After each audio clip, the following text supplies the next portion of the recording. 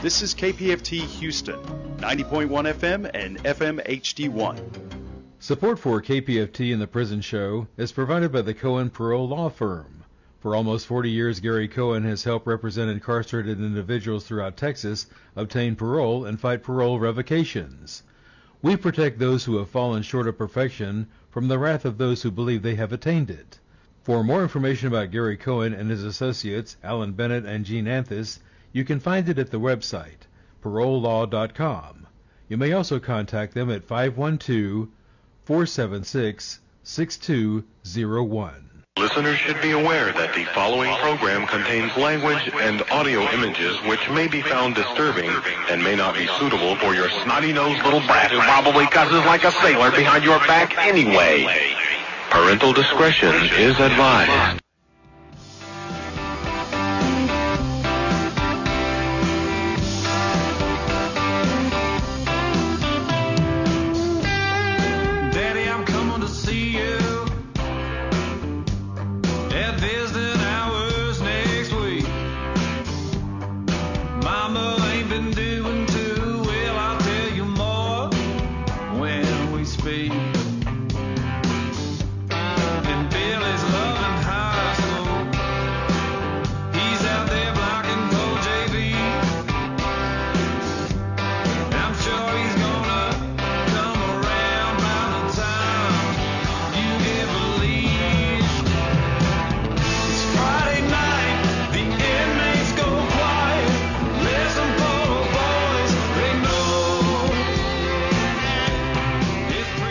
It's time to holler down the pipe chase and rattle them bars, because we're going to do a prison show for you right here at beautiful old, historic old, exciting new KPFT Houston, from the heart of Montrose, where we all hope tomorrow will be a better day.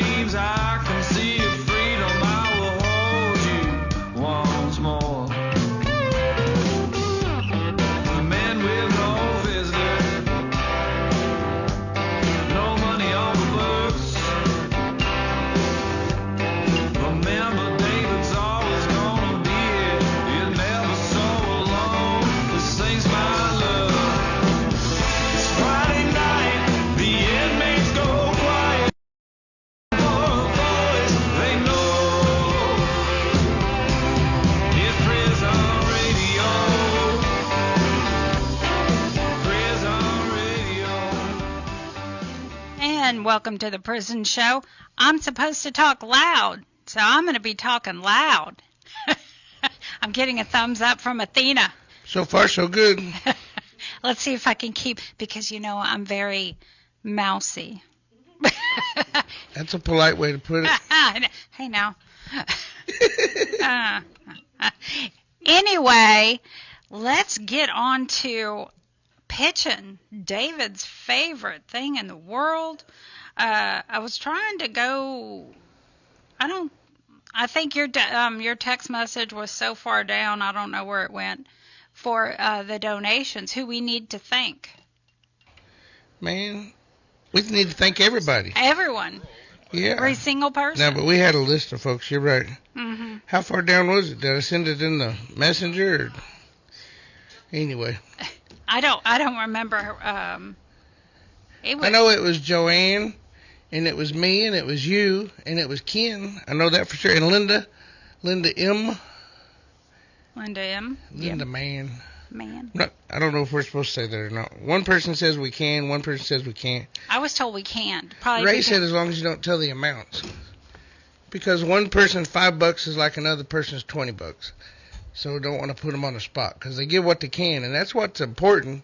We're listener-sponsored radio, so no matter what you can afford, if you can afford $5, great, thank you so much. We really appreciate that, because what that does is that lets the studio know, the station know that you're listening.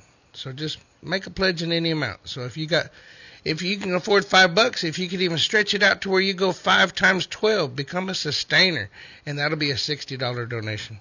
Or if you can do $10, it'd be $120. We'd get credit for the whole year. So call 713-526-5738, option number 1, to make a donation in whatever amount you can. Or go to www.kpft.org and hit the drop-down menu. Whichever way you do it, make sure you tell them it's for The Prison Show. www. www. All right. Now, y'all just wish y'all were in the studio tonight because Athena is dressed up. Ooh, I'm mousy, remember? Well, anyway, she is dressed up. And, when she walked in, her heels are so high. I was like, well, hello, legs. How you doing? Anyway, we have a great show lined up. Actually, David does because David did it all. Jacob Newsome, sitting right here to my left. He's the founder and CEO, Power of the Narrative, LLC, host of Power of the Narrative podcast, and co-host of Queer Voices Radio, KPFT 90.1. That's a Ray Hill show, man. Okay, Mo Cortez. He is Taj Policy Organizer Houston, and Jorge Renaud. Did I say that right, Renaud?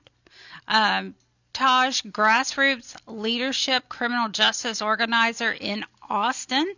Also, Chivas Watson in Mass Incarceration, Houston, and Working Group 512. And, of course, we're going to have Abe Bonowitz, the co-director, founder of Death Penalty Action. Go to deathpenaltyaction.org and sign those petitions. So, let's start off with Mr. Jacob Newsome. Remember, talking to the mic and don't be mousy. I can do number one. I can't do number two very well. I can't hear him at all. Yeah. Can you hear me? Oh, yeah. Now you turned it up, David. Yeah, but it was a different one. It didn't go to D like it was supposed to. Maybe we twirled the wrong one. Anyway, so tell us about yourself. Yeah. Well, as y'all said, my name's Jacob Newsome, and I know there's like a million credentials there because I have ADHD and I do like a million different things. But, the big thing around my work is, I believe in the power of narrative, and I believe that the stories we tell ourselves do have power over our lives and what we do. And so that motivated me to create my podcast, which I invited families of like missing family members on there, people with backgrounds of trauma and healing because they've had to reclaim their own stories. And most recently, the work I'm doing now is really in my in my nonprofit work, the Narrative Project. So we've been able to pitch programs that for TDCJ and Harris County Juvenile Probation Department that they both want to run this year. There's a lot of red tape going on, but they're definitely interested in running them. And those programs essentially still narrative work. And so the big way I describe those programs is it's really giving inmates the tools to define your own story from here. I'm sorry. Can y'all close the door? Thank you. Sorry about that. You're Go good. ahead. It happens. I'm a podcast host. It happens. Yeah, you know. So, no, but I think that I created these programs because for me and my background, I didn't have the support systems I needed coming from a background with complex trauma, being black and queer. It was like I was invisible to a lot of systems. And so that invisibility made me want to build systems where people are never unseen again. And I feel like my role is to start that work, and I hope one day people come into that work more. And just one more thing about me I just want to put out there. I actually applied to law school to be a criminal law attorney, and so I actually like to do innocence work because I have this whole background in pre-medicine where I specialize in forensic science. And so there's a guy's case that I'm working on that I actually finished. I helped him finish the packet for the Innocence Project because there was like this, some of these cases you just look at and you're just like, who prosecuted this? Like the deeper you go, the madder you get. And so I'm a part of a couple innocence groups where I said, hey, like, send me some cases that where you think that the person is probably innocent, like, and I got like a million cases, and I was just like, oh my God, this is bad. It's overwhelming. It is. I actually was gonna tonight or tomorrow make an intake form because you have to divide some of them out, because some of them are people who are claiming that they're innocent, which, you know, and I'm not a judge of say who's innocent or not, but the thing I look for in those cases is like, what is like the structural, like what is the thing that could collapse this case? Like, you know, untested DNA. That's always something where it's like, if the DNA was tested, would this conviction still hold up? And so, but all that to say is that, like, you know, I feel like I ground a lot of my work in human dignity. Like, you know, we need to be committed to building a world where humanity is preserved, that people don't die in silence. And I feel like that's been the center of my work, really. So. And that, yeah, people should not die in silence. Absolutely not. So how are you working with anybody within TDC? That is a good question, because, oh my God, there's so much red tape in TDC. Yes, there is. So, well, I have to start with even getting in contact with people. I feel like the chaplains are like the way to go. You know, some are receptive and some are not. Like, I had a call this week where I was like, yeah, like, I want to do this healing program in your prison where we teach the inmates emotional intelligence and coping skills. And she was like, absolutely not. No. And I was like, wait a minute, coping mechanisms? And she said no. She's like, absolutely, we don't want that. No. And I was like, why would that be beneficial, right? And I got off. You know what's funny is I was on the phone. I was like, you know what? Thank you for your honesty. And I got off, and I was like, you can't write these jokes. Like, these jokes will write themselves. Like, but communication wise, you know, the chaplains will put me in contact with the wardens, and then like, I sent an email to the memorial unit warden, and he was like, yes, please bring this to our yes, please bring this to our prison. And it was slow moving, to be honest with you, because I emailed them like last year, and then the committee was just like, last week was like, you know, please, you know, find units to finish this up. And I said, okay, because I know that, you know, no matter what setback I go through with this work, is that this work is needed. And what is giving me hope is to implement this work for the first time and see men and eventually, you know, women, non-binary, whatever, people benefit from the work that I started. And so that's pretty much been the process. I email blast wardens. Like, if I don't get an email, I'll wait a couple days. I'll be like, hey, you know, coming back to this. That's my guy. Yeah. When it comes to getting attention and, you know, getting the right attention, I email blast. I can break through administrative walls all day. Like, but so that's been the process, and I think they're actually starting to like me. So. So do you have other units that you may start in that you're looking up? So for sure, like if we're talking TDCJ, for sure Memorial, and then I'm trying to get in contact with, what's his name? Carolyn or Carol? Is Carol something? Carol Vance, yeah. The unit. I was getting in contact with them.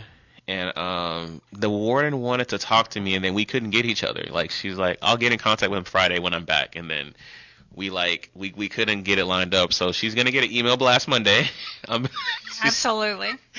like, hey, you said you want to talk. We're going to email blast you. But and then as far as, and then because I have work in the Harris County Juvenile Probation Department, which we offered a 6-week program to them, but they want to start with a workshop, which that's completely fine. It's just like the director's busy and then I'm busy, so we're trying to line things up in March so I could do the workshop with them. The workshop's called, I think it's called When the Mask Comes Off. So I'll have them make their own mask. You know, you put different stuff in there, like, you know, who you feel like the person is, like, right? Like, because we all wear masks, right? Mm-hmm. Like, we all wear masks. And it's for juveniles, it's teaching them that the mask exists. And so I think it'll be a very powerful experience, you know, with these things too, since they involve psychology. What I have seen in these programs, like social emotional learning programs, is that they don't, include safety enough. And so when we're working with trauma and working with people who may not have had these techniques before, when I'm creating my programs, I'm always thinking like, how can I make this safe? Like what, and you know, what I came to the other day was that I think that nervous system regulation comes superior to insight. There is no insight that is so worth it that someone leaves one of my programs dysregulated, you know. And that's what I have to keep in mind, is that, because like part of me is just like, yes, like, you know, I put myself through a lot of intense growth programs and therapy and stuff, but I was like, you know, maybe that's not the path for some people. Maybe intensity isn't right. Maybe it is the slow momentum of growth. Maybe it is the safety of growth that will bring things, that will bring the change. But all that to say, yeah, that's where I'm at. So if someone on the inside would like to get in touch with you, where would they write? Snail mail. That is a good question. Can I leave my information, or? Well, we want to, or would you rather us just put our address and then we can get those to you? Forward it to me, yeah, because the nonprofit. So, the nonprofit address is actually my home address, which I don't mind mail to my address if I can give it to y'all. I don't. Oh, well, can you want to say it over there? Yeah. No. Okay. No. Yeah. That's fine. Well, Miss Linda says hers all the time. Yeah, that's fine. Because I could give y'all my email. That's where I get everything. But the guys and gals can't email you. Yeah. Yeah. So just forward it to the prison show, and then they'll forward it to me. Absolutely. That's the best way. And then, you know, pen pal wise, I always write people on Securus, or I always write people. I have a lot of prison pen pals. But, that's great. You know, that is that is the work. So send it to the prison show, and they'll give it to me, and then I will be in correspondence from there.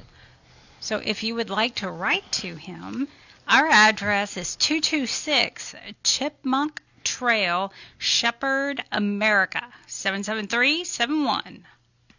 And we will get it to you. Thank you so much for being on. Thank you for having me on. I look forward to coming back again sometime. And we want you back. And I know I'll be bugging you. Yes, ma'am. My email blaster friend. I love it. Love it. All right. Now we have Mo, Cortez, and Jorge. I think. Are you putting them both on at the same time? David? Maybe? Well, we have both of y'all on. Y'all have 10 minutes together. So what do y'all have for us tonight? You want to go first, Mo? Yes, ma'am. I'll go real quick, and I'll give all you the rest of the time to Jorge. One thing I did this week I wanted to shout out, just let people know, is that I went to Harris County Commissioner's Court to testify that they do not share the AOP. Somebody's going to have to turn down the radio. It's echoing back in. Or something. Yeah. Let's see if they did it. Okay, they did. Okay.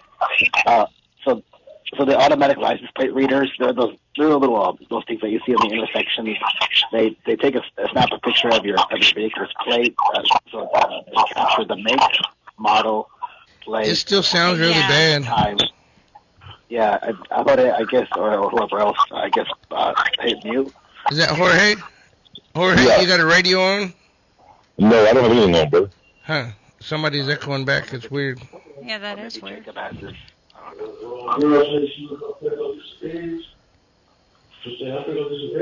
right, let's see. I'm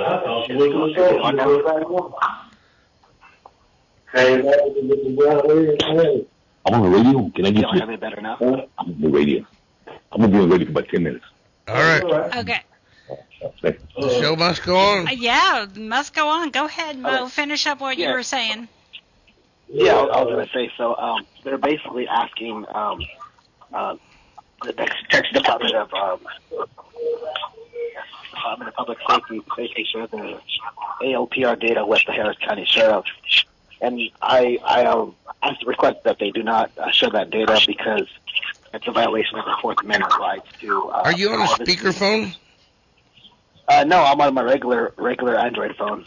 Okay, I don't know why it sounds so bad. Yeah, I don't know what it's doing either. That's not good. Still did an echo. And I guess one more thing we did is what's coming up. We're doing a jail letter writing project. It's led by our participatory defense program. Letters received from the TDCJ are answered and responded by volunteers and staff. We make it campaigns from the issues and concerns that have risen up, and then we invite people to come out to one of our monthly meetings on the third Thursday of the month. And the last thing I'll have is if you want to mail us any letters or anything, correspondence, P.O. Box is P.O. Box 88235, Houston, Texas, 772. I don't have the other part.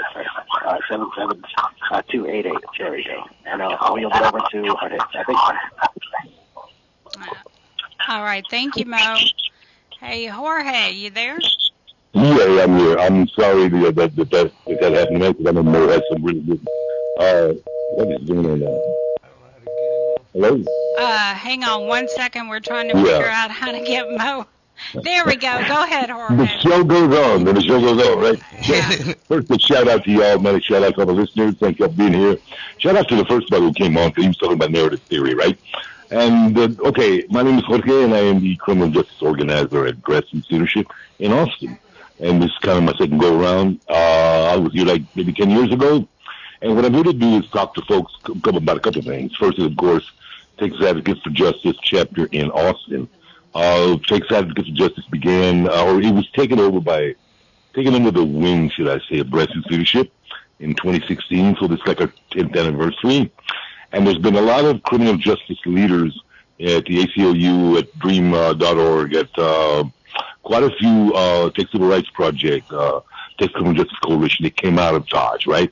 Which was one of the first places in Central Texas that said, you know what?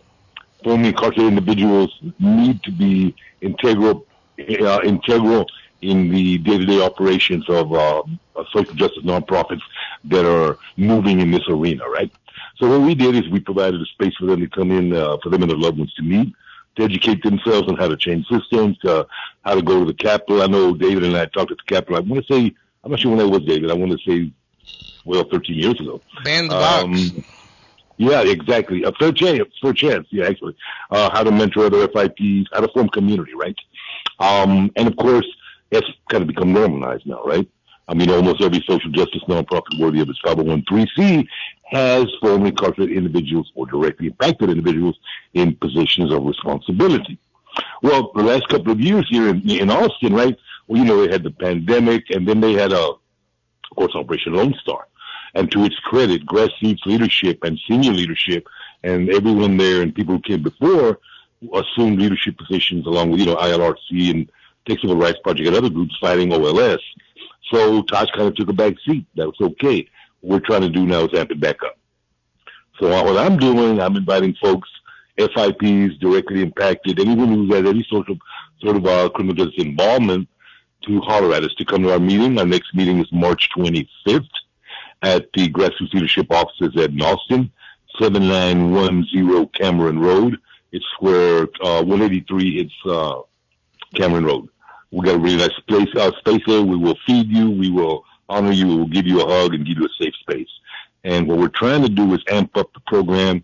We do a lot of collaboration with other Austin area groups, right? Texas Harm Reduction Alliance, Vocal Texas. We train people how to go and like the brother was saying earlier, narrative is powerful as hell, right? And try to train them how to, while of course them using their voice, but give them some of the protocols and the history and what the legislators, how they want to hear stuff presented to them, right? And we've been pretty instrumental in passing some decent legislation.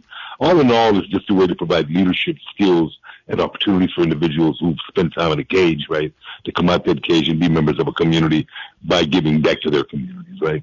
So I'm inviting folks, man, to come down to GRL, to come down to Grassroots Leadership office, to call us, man. I don't have the phone number right now for Grassroots, but you can find it online, grassrootsleadership.org. And then the next thing I want to do is, if you're around Austin, we still have two great programs for our move on. Mujeres Luchadoras, and we have the participatory defense, right? And we have some great folks here, right? We got Chantel Pridgeon and Joe Fonseca just started, and we got Suma Franco and Savina over on the other side.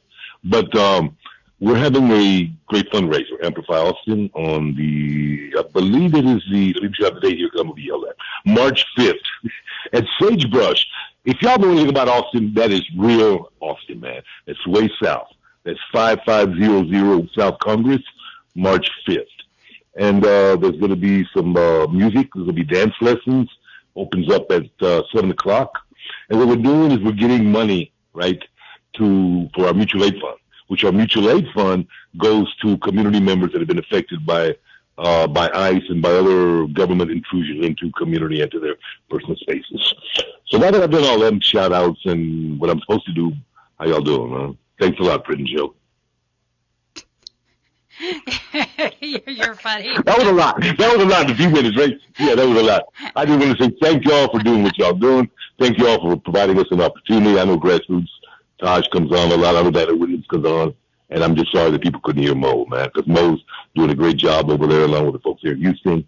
And, yeah, we support each other a lot, right? So, yeah.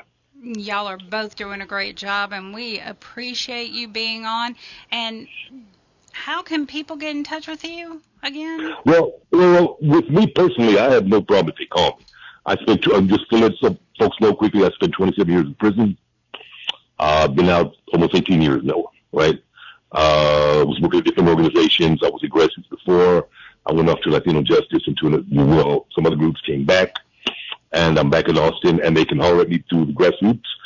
They can call me. I don't care if my number's up there, 512-825-9052, especially if they have been incarcerated, if they're looking for assistance. We don't provide direct services, but we can surely find places in Austin or people in Austin who will provide direct service. What we do is give you the tools so that you can get into the policy arena, into the advocacy arena, so that you can change the system that encaged you, the system that still enslaved you, the system that enslaved your community. That's what we do, right?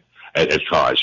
And what we have ebbed and flowed with the numbers and with our influence and all that. And again, a lot of that was, political influence of the people who've come in. I'm not going to name any names, but the systems of oppression get stronger than they wane, and a lot of that has to do with how well trained the individuals who've been through the system are, how much they participate in challenging those systems. And we will offer support, we will offer education, we will offer training, we will offer anything that we can to people who've been incarcerated. As long as it's not direct service, again, we're mostly education. We will get you to the Capitol and show you how to raise your voice against the systems that have enslaved you. That's what we will do. So holler at us in Austin, call me, go on Grassroots Leadership, come down to the next meeting, March 25th, 6 o'clock at 7910 Cameron Road in Austin. And we will feed you and we will embrace you and we will make you laugh and sometimes you make you cry. I don't know, man. Ain't that what they say in prison would make you laugh or make you cry? But, yeah, and we'll just take you on, man, and we'll help you form community. Well, we appreciate you being on. So much information and yeah, right. Yeah, and you got it out, and we appreciate it very much. I'm good. I had to. It's been a minute. I know David's got on me a couple of times. Slow down, Jorge, and all that. Yep, slow down and say it twice. Well, yeah, okay. All right, man. Look, it's good to hear from y'all. And good to hear you, brother. Yeah, bro. I'll be in Houston here, and in fact, David Collinsworth wasn't, and I think might still be a member of Houston Taj. Yeah, I still am, and I work with Miss Brenda Lynn. She's a member of the Houston Taj. Oh, that's great, man. Taj has tentacles everywhere, man. We have alumni that are movers and shakers. So anyway, David, it's good to hear from y'all. Say hi to your lovely wife, and next time. All right, brother. Take care. Y'all be good. Bye. All right. Well, did y'all hang him up, David? Man, it got quiet, didn't it? It got really quiet. David must have turned his mic off. So, I think because Linda was talking to me. Oh, okay. She didn't know how to turn Jorge off because I had him locked in. Whenever you put two people on, they get locked. Oh, okay. And Chivas has got a guest, so I'll be locking them in too. All right. Well, let's get to Chivas and Reverend Griffin. Let's get to them. Hey, Chivas, how are you? Maybe? Hey, Chivas. Hey, can you hear me? Can you hear me? Now we can. Can you hear me now? Fantastic. I heard a dial tone. I thought so. I was in the Matrix. Good evening. Peace and power, peace and blessings, Houston, and our listeners around the world. This is Chavis Watson, Executive Director of Working Group 512, your in-mass incarceration reporter. At Working Group 512, we operate across Texas, building stabilization infrastructure, meaning food access, digital connectivity, ID recovery, workforce development, housing navigation, and we also have a petition project here in California where I am tonight. Because real public safety and amplifying the community's needs is stability. If you reduce instability, you reduce incarceration. The United States still incarcerates roughly 2 million people, the highest incarceration rate of any major democracy in the world. But are we still in a democracy? Texas alone confines over 130,000 people in state prisons. Harris County Jail remains one of the largest jail systems in America and continues to be under scrutiny for unconstitutional conditions. Deaths in custody, but also excessive force. And I've seen this with my own eyes. Mass incarceration is not historical. It is current.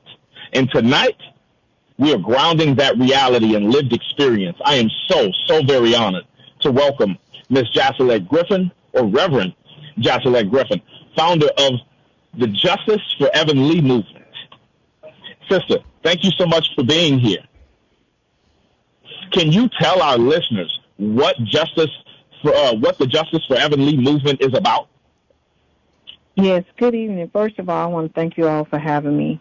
And unfortunately, Justice for Evan Lee movement is about Evan Lee unsolved homicide in the Harris County Jail. I'm facing 4 years of no answers of his demise. And him, 31 years old, and receiving the death penalty while waiting his day in court for them to iron out the error in the system for holding him there. And this horrible nightmare, this atrocity, I don't wish it on anyone. You know, from Evan's unlawful arrest, to them holding him, and not letting him out, it become a very, very heavy burden for me as well as my family.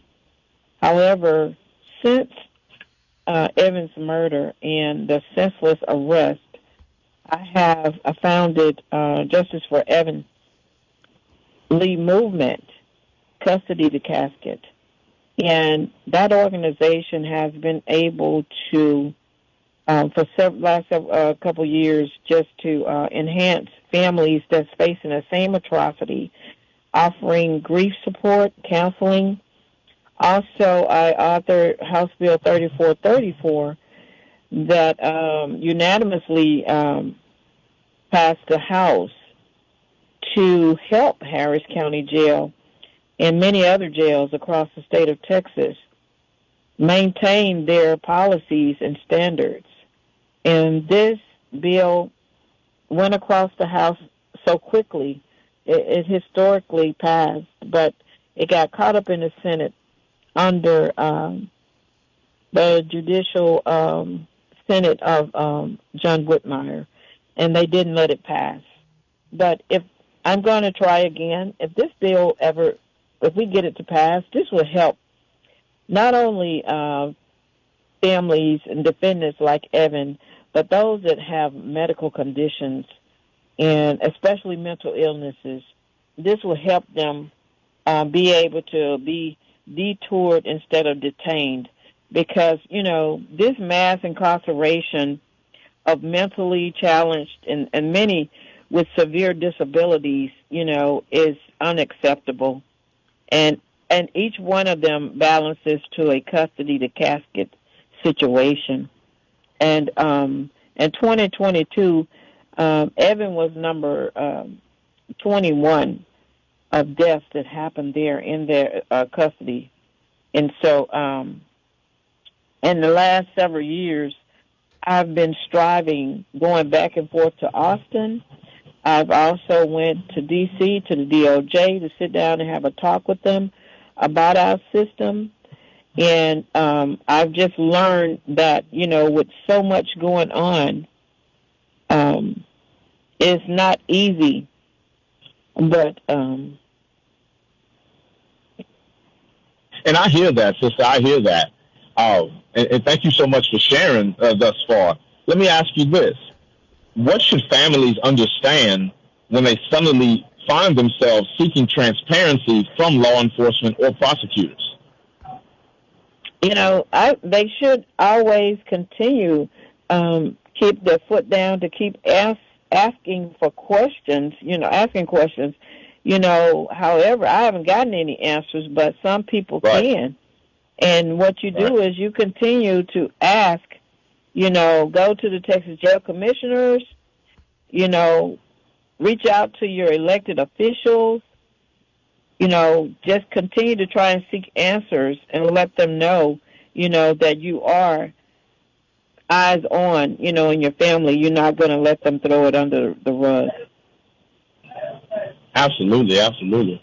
What current work can community members support, volunteer for, or even donate toward for the Justice for Evan Lee movement?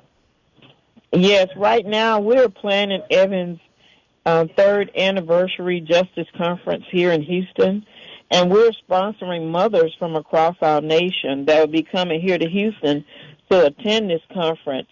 And this conference will offer resources, and many speakers will be there, our elected officials. Many are coming from D.C. to share with them and offer resources on directions on which they can go. Because as crime victims of custody, you're not eligible for any type of compensations.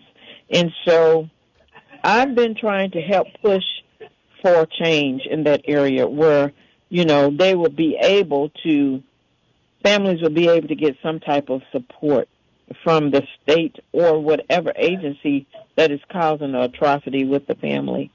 And you are more than welcome to reach out to me, Reverend Jocelyn Griffin, Justice for Evan L, the number 22 at gmail.com.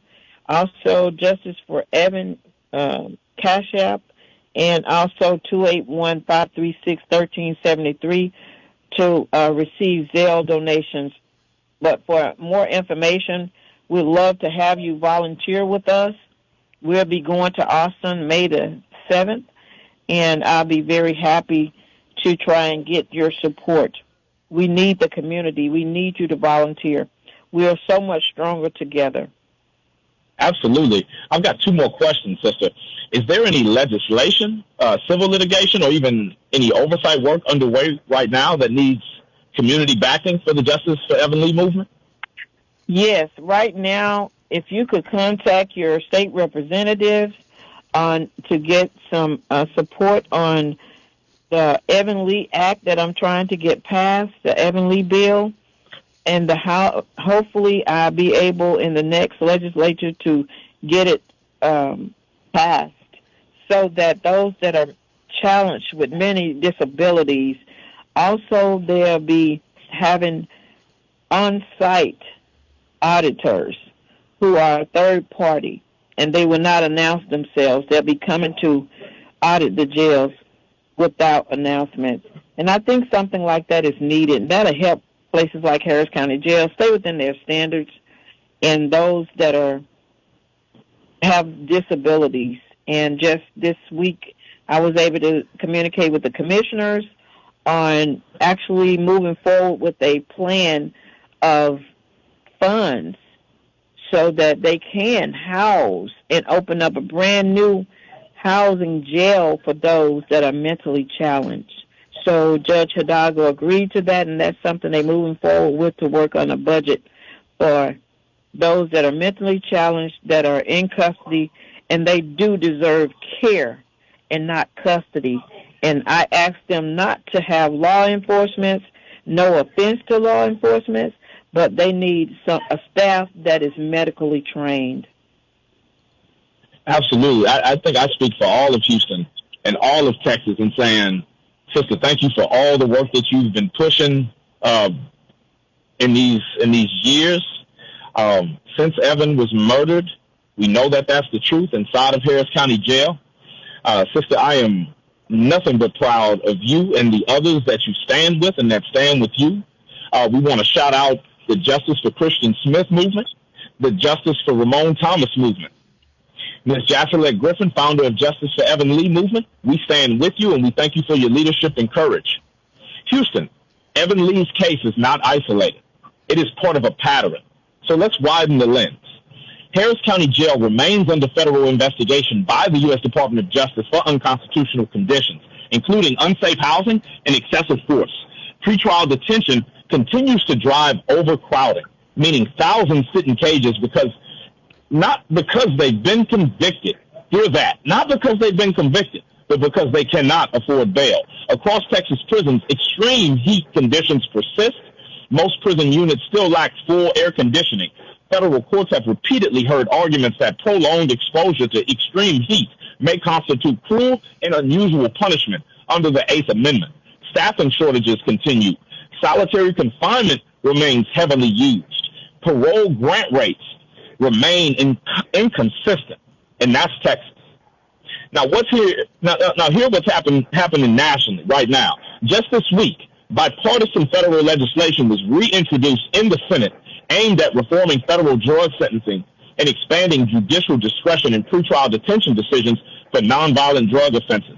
The Smarter Sentencing Act seeks to reduce mandatory minimum penalties that have fueled decades of prison expansion, and this is rare bipartisan traction. In Illinois, the Pretrial Fairness Act has now eliminated money bail statewide. Judges now must determine detention based on safety risk, not wealth. That reform alone has dramatically shifted jail population dynamics and disrupted one of the most entrenched engines of mass incarceration, which is poverty.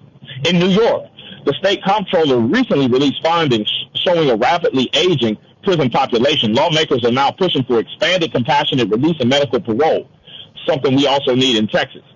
Recognizing that keeping elderly individuals incarcerated at enormous medical cost serves neither public safety nor fiscal responsibility. Meanwhile, the federal government is facing extreme, intense scrutiny over proposed large-scale immigration detention expansions. We know about the facility in Dilley and all across Texas that are existing. What about the expansions? And advocates describe this as mega detention facilities, potentially costing tens of billions of dollars in public funds and tax revenue. Faith leaders and civil rights advocates are raising alarms about scaling up carceral infrastructure rather than scaling down reliance on detention. And nationally, the cost of the total cost, the long tail of mass incarceration in America is now estimated at approximately $445 billion per year when you account for government spending, lost wages, family disruption, and community destabilization. For those of us in Texas, we still have a $7.25 minimum wage. Again, $445 billion. That's not public safety. That's structural investment in cages. Globally, the UN continues to urge countries to limit solitary confinement and eliminate the death penalty. The United States remains an outlier among democracies in both incarceration rates and sentence length. And this is not destiny, especially for our loved ones inside. It is policy choice. And before I close, I need to address something urgent. Sonny Burton is scheduled for execution in Alabama on March 13th. Again, Sonny Burton is scheduled for execution in Alabama on March 13th, and Alabama has recently used nitrogen hypoxia, a controversial execution method that has drawn international human rights scrutiny. If you believe the state should not wield irreversible power in a system that has repeatedly proven unworthy. Look up Sonny Burton's clemency petition and educate yourself. And forgive me, not clemency, but we're trying to get in the way of this execution. We are asking the state to stop this. The death penalty is permanent. Our justice system is not perfect at all. Houston, I'm on my way out. Mass incarceration is not just about prisons. It's about policy, economics. It's about who gets believed and whose life gets valued. Tonight, we heard from a mother demanding accountability. I know we're speaking to other mothers and fathers, not just in Houston, not just around the state, but around the world. We've examined federal reform legislation. We've discussed bail reform. We addressed aging prison populations, and we confronted the financial cost of incarceration. Did you hear also that we acknowledge the global human rights frame? The question is simple, and I'm asking all of our listeners. Do we continue expanding detention infrastructure, or do we invest in the social infrastructure that makes detention unnecessary? At Working Group 512, we choose stabilization over incarceration. The Griffin family chooses truth over silence, and this show chooses clarity over comfort. Houston, stay vigilant in these times. Stay organized. Stay compassionate. This is Chivas Watson, your in-mass incarceration reporter, and also your man with Working Group 512, your executive director all over the country trying to help communities. We are on KPFT 90.1 FM, The Prison Show. Good night. Thank you, Ms. Danny. If there's, should I leave my information, you can always to 953-3980. You can always call us at 832. I'm getting the number, Ms. Danny. We just changed it. 832. I want to make sure the brothers inside have this. We've been trying to get in touch with some folks, and their information has recently changed. We are at 832-598-1357. You can always reach us on our link tree. That's linktr.ee/WG512. David, Miss Linda, Danny, it's been a pleasure. Thank you all so much. I'll stick around for a couple of questions that you might have, Miss Danny. I know I always, the last few months, I can answer really quickly. Actually, we need to get on to our next guest, but we appreciate you being on, Chivas. Absolutely. Thank you so much. Thank you. Bye-bye. All right. Now we have Mr. Abe Bonowitz with Death Penalty Action. So let's get to, I know we had 2 callers, so we have to figure out the phone system. We're coming to you, Abe. And, of course, he's going to have some great information. And now, hey, Abe. Well, hey, how are you all doing tonight? Chivas, I hope you're still hanging in there. Can you hear me okay? Sure can. Okay, great. I'm actually got a special guest with me tonight. Well, bits of information. I'm in a parking lot, waiting to go in to get a delicious Italian dinner here in Rancho Santa Margarita. Rancho Santa Margarita, which is out in Southern California, about an hour south of Los Angeles. And just out here meeting with folks and organizing, all that sort of thing. But Death Penalty Action is, here to shine a spotlight on all the executions that are coming forward. It's actually looking like we may have a bit fewer numbers of executions in 2026, but except in Florida. Florida's going gangbusters. Just this evening, they set another date for guy named James Duckett on March 31st, which means that Florida's going to have 3 executions within the month of March. Its next execution is on Tuesday, March 3rd, Billy Percy, and then March 17th, Michael King, and then March 31st, James Duckett. And in between that, Chivas was just talking about Sonny Burton, he's on the 12th, but probably the next Texas execution, and that, of course, is Cedric Ricks. And so, Cedric, if you're listening, if you can hear us, shout out to you and big hugs, and we hope you're hanging in there, and lots of people are praying for you. And of course, also shout out to Rodney Reed and Melissa Lucio, still incarcerated, even though everybody says she's innocent, and we just can't get that Texas Court of Criminal Appeals to rule on the motion that has been over a year. In November, it was over a year since the final filings when the judge who sentenced her to death and the current county prosecutor said she's innocent and should be freed. And there's still, it's over, was it November, December, January, February, 15 months now since the last bit. And this April will be 4 years since she came within 2 days of being killed. It's just outrageous. And so much more that could be said. Also, shout out to James Broadnax, also on Death Watch in Texas. But after the 17th, after the 31st, we might have a little bit of a break, except for in Florida, where it seems every 1 to 2 weeks we're going to have an execution. But if it weren't for Florida, we'd be getting a number of weeks off. Anyway, so much more that Cape said, so much chaos in the world. But I want to introduce to you my friend, Lisa Van Poyck, who is here with me. She lives here. But we've never met in person, right? But we have been Facebook friends for a long time. But Lisa is the sister of William Van Poyck, who was executed in Florida in 2013. And she is a hero to me, a real hero, because what she did is she created a voice. She made a voice for Bill. He was a prolific writer, and he was famous for the blog that he had. He also was one of those people that was not the actual killer. You know, he and another guy tried to break somebody out of a prison van that was being transported, and the prison guard got shot, so that's why he was executed. But he wasn't the actual shooter. And he was able, because of Lisa, to create and have a voice in the world and make a difference.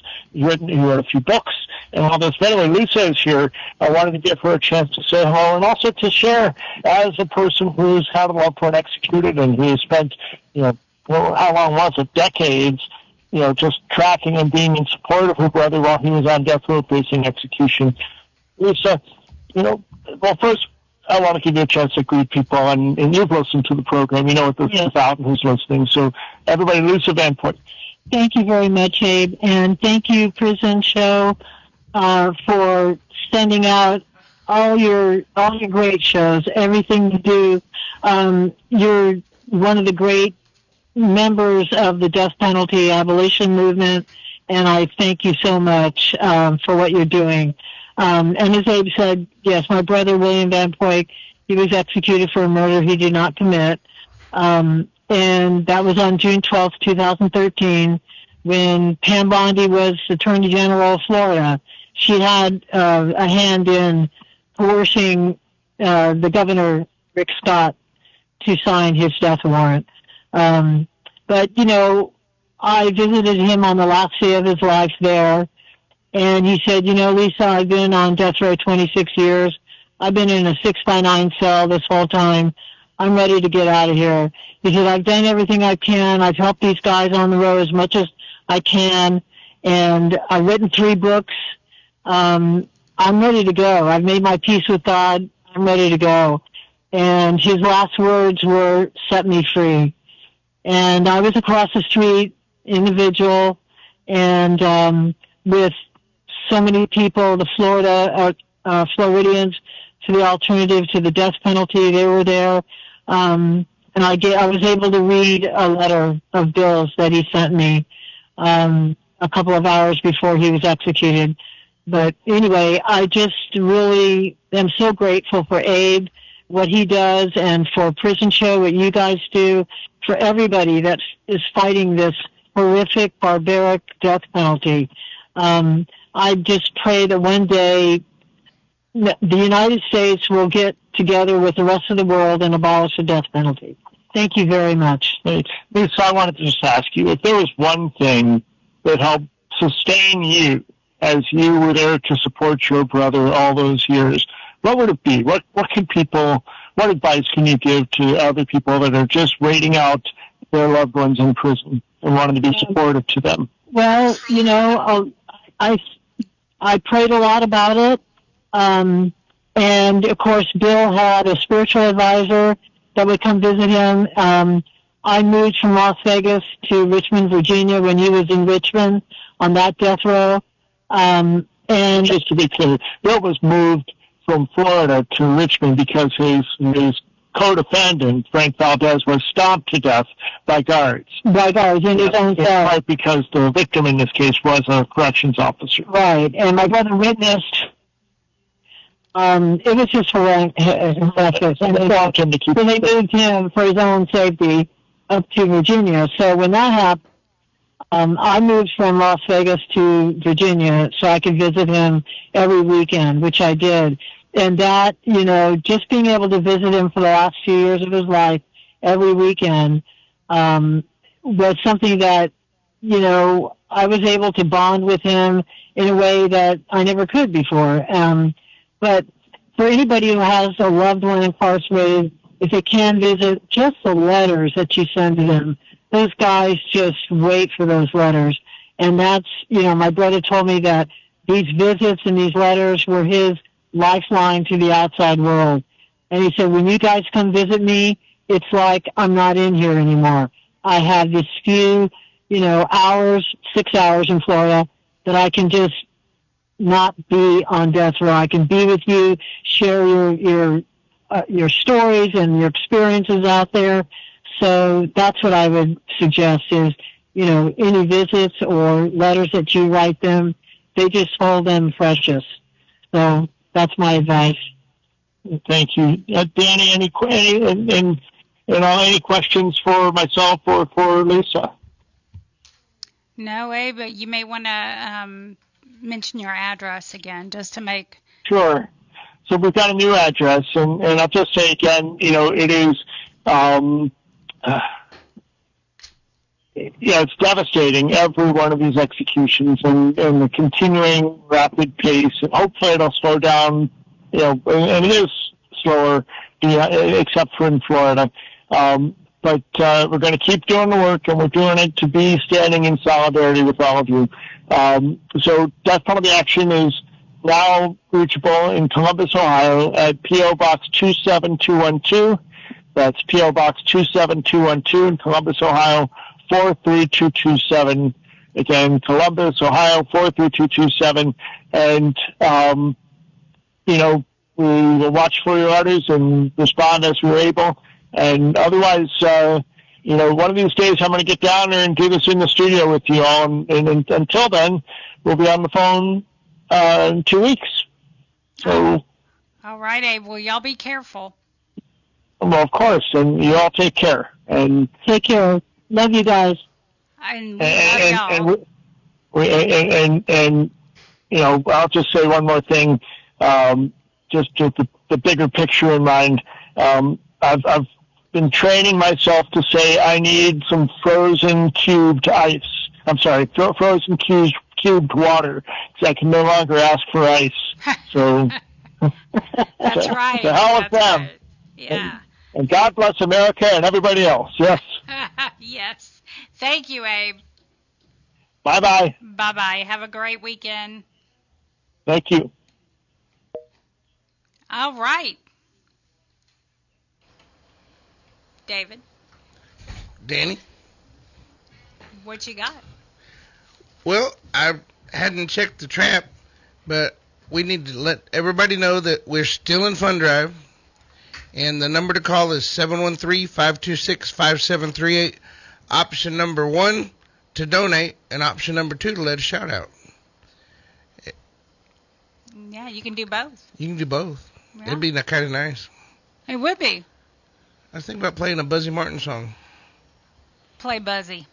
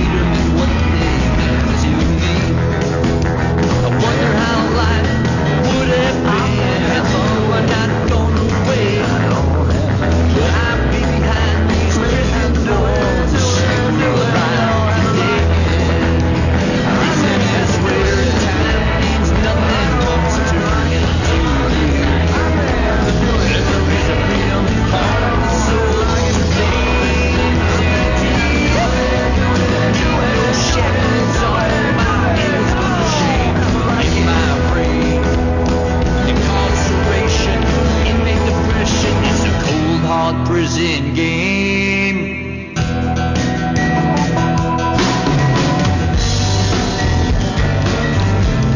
I was young, I lived the street life, watching friends bleed and die. Drugs, guns, twisting knives, fight to stay alive. Incarcerated in this prison, chained under lock and key. Back home, and I don't know how I feel. This whole last year since you've been gone, it all seems so unreal. That sounds kind of weird, didn't it? That didn't sound like Buzzy. I don't know where that song's coming from.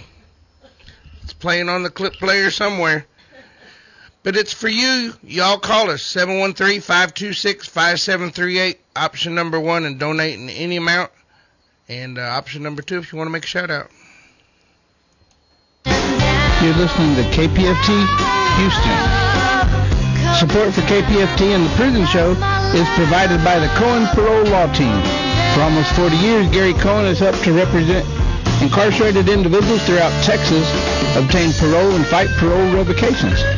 We protect those who have fallen short of perfection from the wrath of those who believe they have attained it.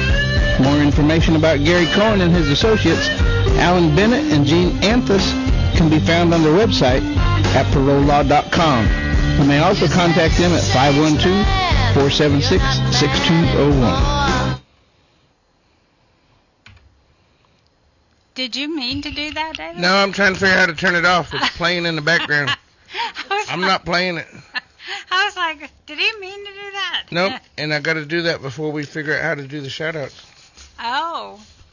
Boy, that song has crept into everything, hasn't it? Yep, I don't know why it's playing. Somebody left something playing on the deal. Whenever I come in, all the knobs were every which way, and I can see that it's still playing. I got to figure out how to turn it off. Yeah, we didn't fool with any knobs. None at somebody all. left, and they just left it going. Well, kind of weird. It wasn't us. We can't get blamed for it. Not this time. Let you tell it. It's always the gremlins. Yeah, but, Prison Show always gets blamed for everything in the studio that happens. But now I got to go stop pushing stop buttons and try and figure out how to stop it. Okay. So, we can't take shout-outs, right?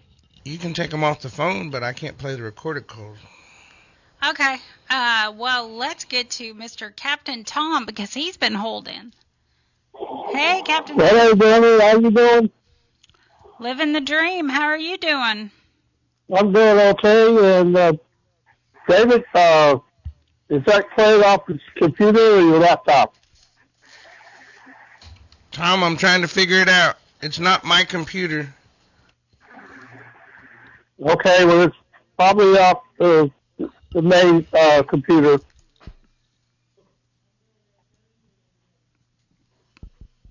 Well, okay. Anyway, you get it figured out. Give a shout out to my incarcerated veterans and my homeless veterans. Special shout out to John Michael Armstrong, and special shout out to Bob Dead. And we hope everybody's doing okay. The hot weather's coming up, so try to stay cool, guys. Anyway, as always, I pitch for KPFT for the prison show, so I'm going to do my pitch right now. You can donate to KPFT Prison Show by going to kpft.org or call 713-526-5738 or text the word again to 713-526-5738. And also, in honor of my 10 years of service to KPFT, my anniversary, you can give $10 a month to KPFT. All you got to do is pick up that phone and give us a call or use that magic plastic. We're waiting on your call right now at 713-526-5738. Option number 1. I'm Captain Tom. I'll catch you next week right here on the Prison Show. Thank you, Captain Tom. You have a great weekend. You do the same, Debbie. Thank you. All right. Let's get to Eva.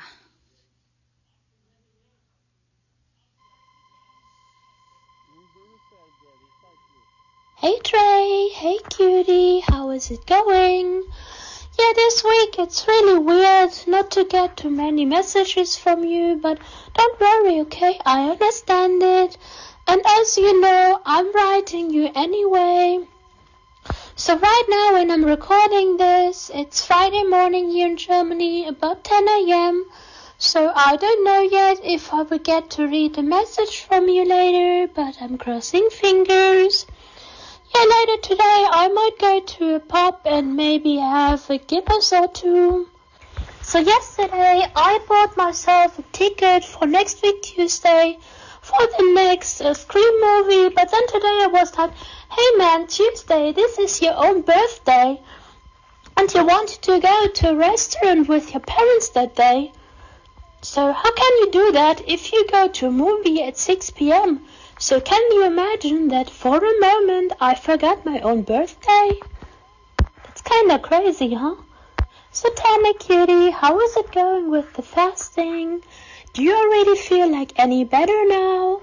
I still believe that I couldn't do it even more because you would have to get up so early in the morning.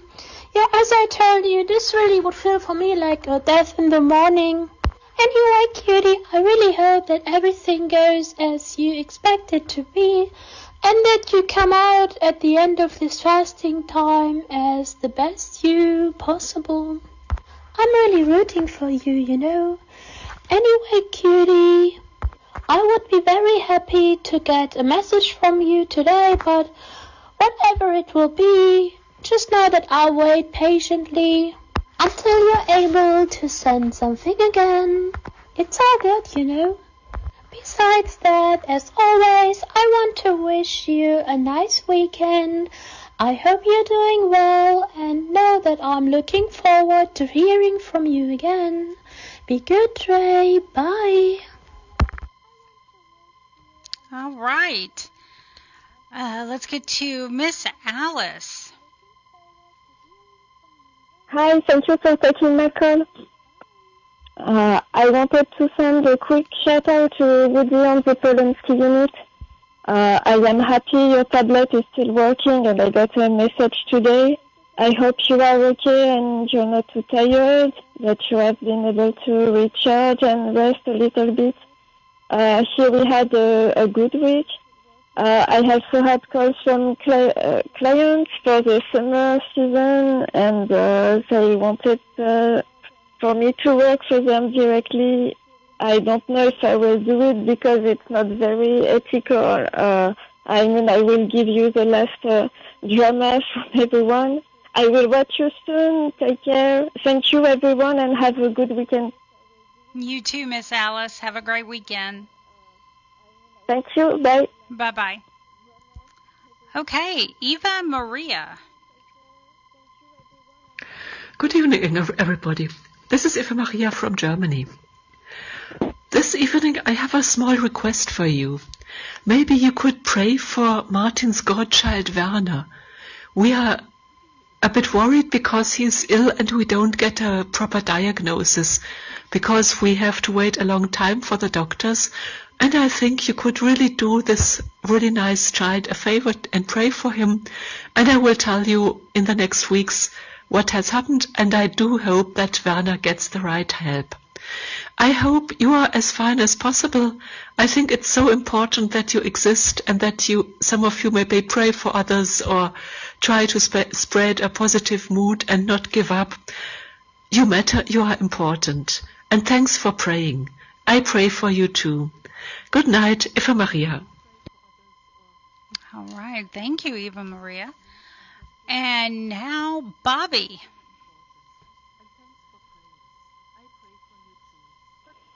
How are y'all doing this evening? Doing good. How are you? I'm doing good and everything. I want to give a shout out to my son, Bo, at the Estelle unit and tell him that Mama loves him, misses him, and I one of these days, Mama can be able to come up there to see him and stuff.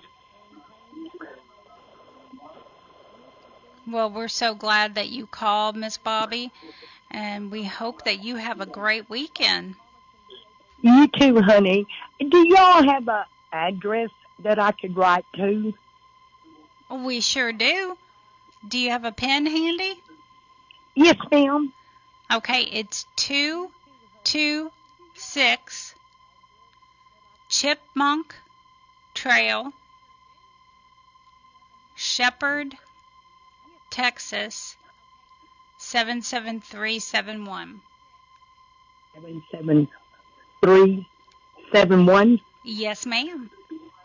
Okay. I sure appreciate it, and thank you very much. Thank you. You have a great weekend. You too, honey, and bye-bye. Bye-bye. All right. How about Caitlin?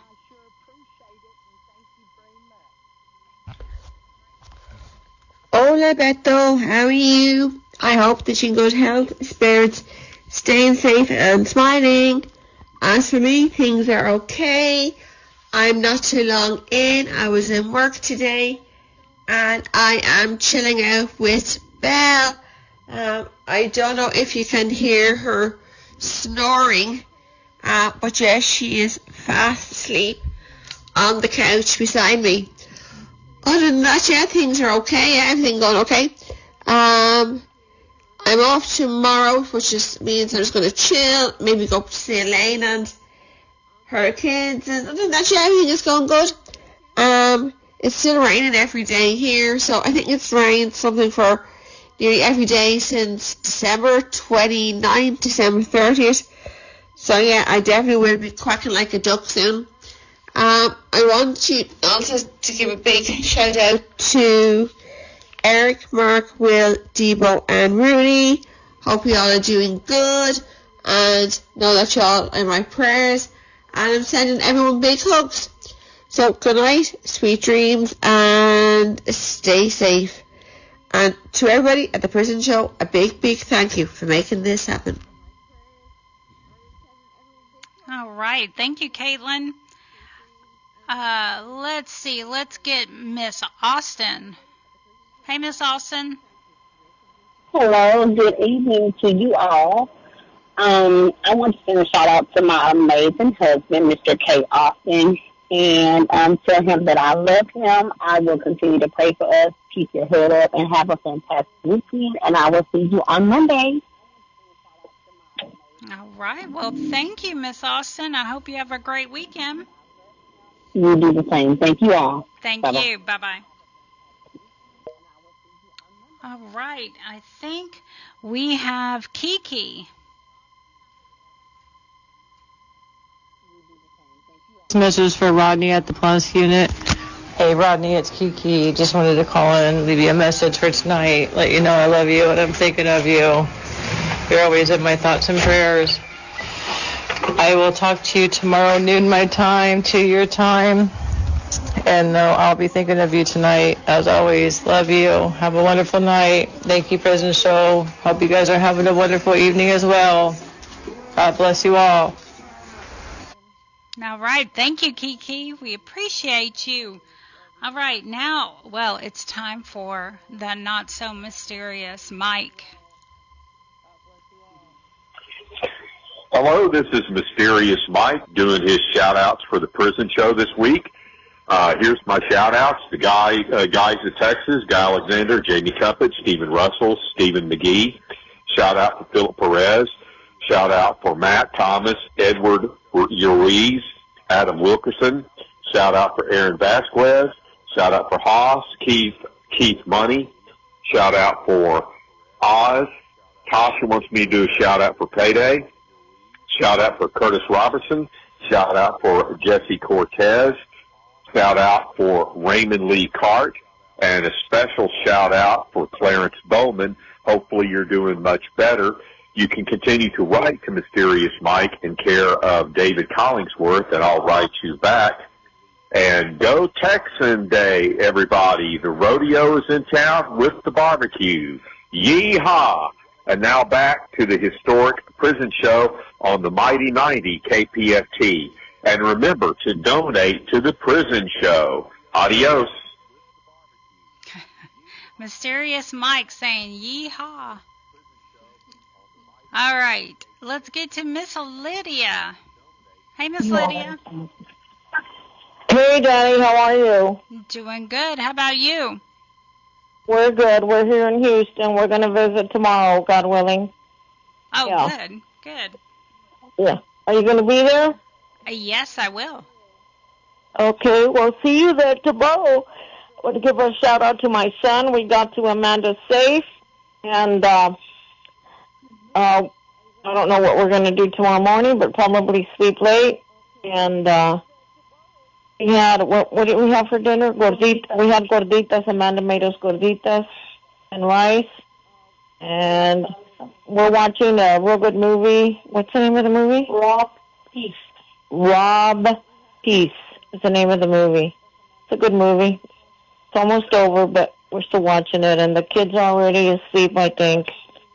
We'll be going to bed here shortly. Yeah. Okay, but we'll see you mañana, mijo.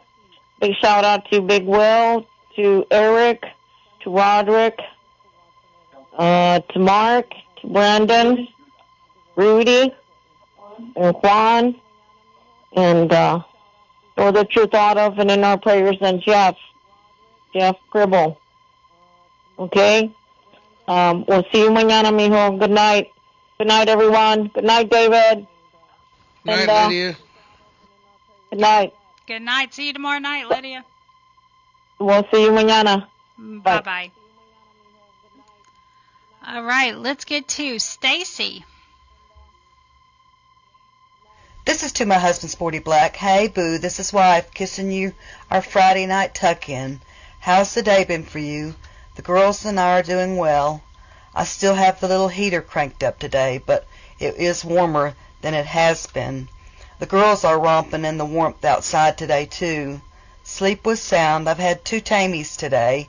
I've just placed on the February the 23rd post on most of the platforms, but the title was way too long for X and Sky. We'll speak on it and maybe get it shortened so we can put it on next time we talk. Boo, we got Susie headed to another shop. Yeah, cross our fingers it can be fixed, and soon. Boo, did you get the movies? I trust so. Yeah, enjoy, sweetheart. Baby, it's that time. Remain healthy and safe. Stay focused and tough. I love you so deeply, Sporty. Mwah. Take care, sweetheart. Mwah. All right, there are those kisses. Okay, I think we have Mr. Ken. Hey, Mr. Ken. Hey, Boo. Hi, Danny. Hey, David. Hey, Linda. How you doing? I am all right, David. I'm hanging in there. Was going to come to the show tonight, but I got off work really late. We got blasted with customers at the last 3 minutes. We were there at 7:30, still taking care of customers. Well, I hope you get a good paycheck. Probably not. I mean, they're good people to work for, but I might as well work for the circus. I'm making peanuts. Nice. But anyway, they're really good people. They treat me really well. But anyway, here it's I guess it's the shout out to say all you guys might keep your head up, stay positive, stay strong. It'll get better.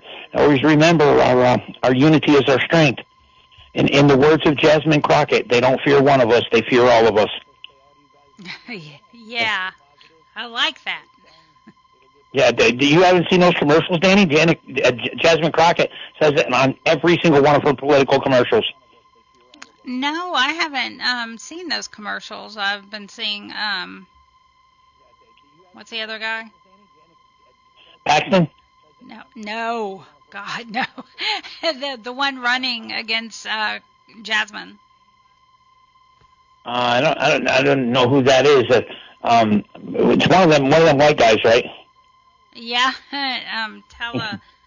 God. Tallarico? Tallarico, woo. Yeah. Yeah. Yeah, I've been seeing a lot from him. Yeah, they just keep running these horrible ads blaming. I mean, it just gets worse and worse and worse, the political scene. Yeah, it does. Absolutely. Yeah. It's like a cat fight every day. You know, they're calling each other crazy stuff and making bad accusations and all sorts of crazy stuff. There's no more, win by who you are and who you represent. It's about, how you can smear the next person. Right. Yeah. It's all the same. Hi, hey, Big John, I just wanted to give you a shout-out. I know you said you seen it last time. I know you're looking for the feed again, but Linda must not have got a poem.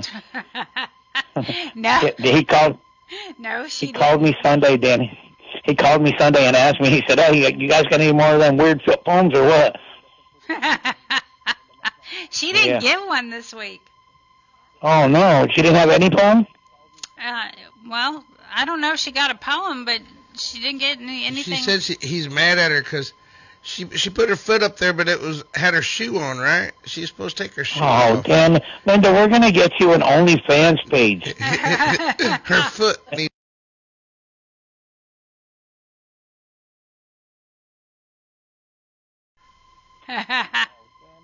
Yeah, we'll get you rich or something. At least we'll get you wealthier. Yeah, ain't that the truth? Yep. Oh, they're making a killing. Yes, they are. Yeah. Well, you have a great weekend, Ken. All right, you too, Danny, David, Linda. Thanks for all you guys do. I'm sure many of the guys appreciate you. I was talking to Linda about the importance of your guys' visits. So I know the guys are thankful for all you guys. I know they're thankful for David and what he does for the show and for all the guys in. You guys held me together for a long time. It was always something to look forward to on Friday night. Well, we appreciate it very much, and thank you.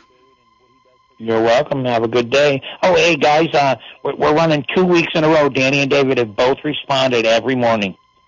Isn't that something?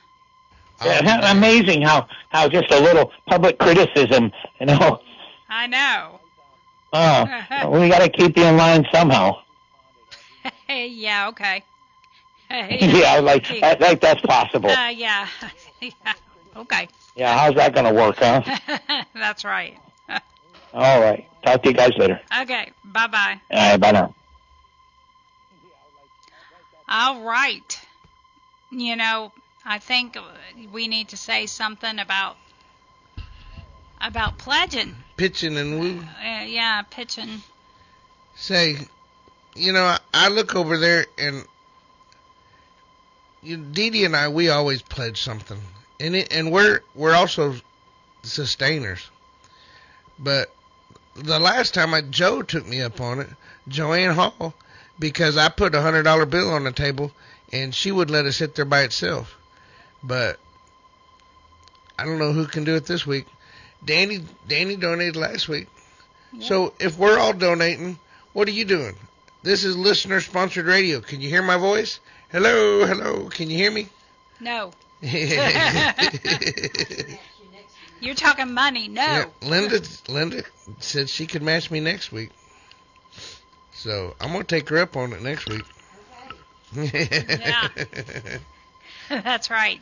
That's the best thing we can do, y'all. Look, man, dig down deep. KPFT really needs it. And KPFT needs to hear that you're listening to the prison show. We're listener-sponsored radio, so if you listen to us and you have benefited from us in any form or fashion, just donate anything. 5, 10, 15, 20. We've got a couple of donators that they donate some pretty big donations. So it just depends on where you're at.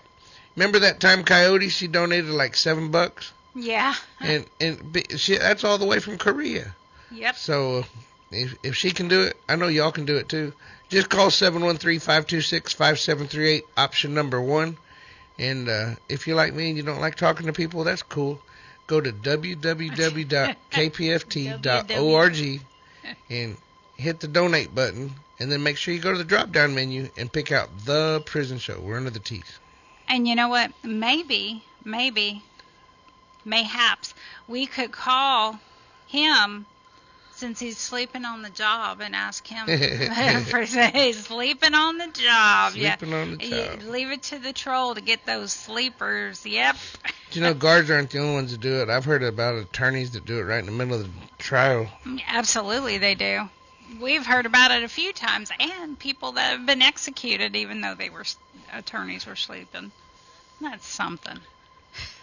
That's Texas. And, yeah, it's Texas. That's right. And now I think we have a Freddie that we haven't heard from in a while, and he is on the line. Freddie. There we go. Hey, Freddie. Yeah, it's been a while. I've been working. I'm sorry, guys. But let me shout out, first of all, to my brother James Dudley at the Wallace Pack unit. And everybody that's there, I hope by now, if not, Terry, Green, all you guys, man. Most of them I forgot to name. I've been working so hard. I just barely got home. I had a accident, but I'm alive and she's alive. So all is good. I'm probably gonna have surgery on my back. I can't even walk. Oh. But everything's good. Yeah. Yeah, I was driving the speed limit, which was about 75, and I got cut off by a lady that happened to be on her cell phone. And when I hit the brakes, all I could do was hit that dish to keep her alive and keep me alive. And apparently it just, the impact hurt my back real serious. And broke some of my teeth from reaching down so hard trying to keep the truck from jumping into the other lane. Oh, wow. But we're good. She's alive, I'm alive, and damage is nothing. Damage is nothing compared to life. So I'm just going to probably have to have surgery Monday. I'm going to be in Houston. I am in severe pain. I can't walk. Oh. But everything's good. Everything's good. Y'all keep your head up, guys. And God will prevail in any situation. All we got to do is keep doing the right thing, staying sober. And right now I'm not sober because I had to take a little something to numb my pain. But it's legal. It's legal. It's legal. Yeah, let's put it that. It's legal.